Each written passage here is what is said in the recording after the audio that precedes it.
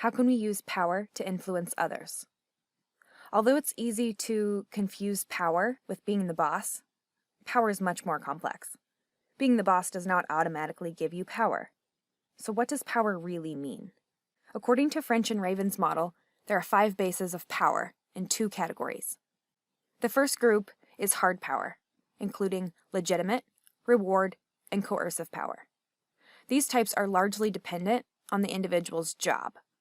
The second group is soft power, and it includes referent and expert power, and sometimes coercive power.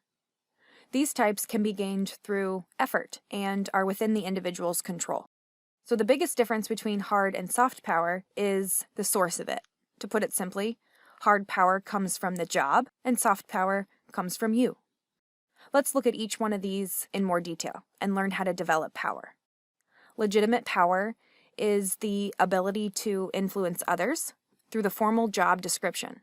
This is what we often call authority. The President of the United States is formally and legitimately the leader of the country.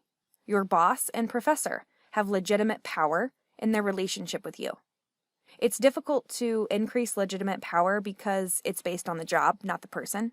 One strategy might be to take on leadership roles in special projects. Reward power is the ability to influence others by giving rewards in exchange for work. Even if our job doesn't give us the authority to give people raises or bonuses, we can still use rewards to make people feel good at work. Words of encouragement and appreciation don't cost a penny, and they go a long way in creating a more positive work environment for everyone. Coercive power is the ability to influence others by giving punishments, such as demotions or other disciplinary actions, in exchange for unmet expectations. Coercive power should be exercised with caution. Too much of it will undermine your other sources of power.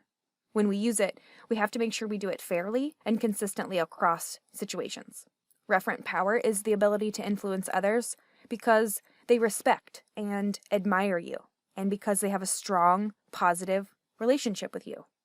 Managers who have referent power are respected, trusted, and likable.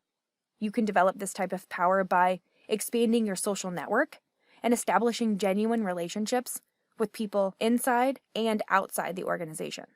Being kind, telling the truth, and doing the right thing are just a number of things we can do to build this type of power. Expert power is the ability to influence others because you possess special knowledge and skills. One of the best ways to develop this kind of power is through formal education and certification programs. As a student in this course, you are developing your expert power in your major and in organizational behavior.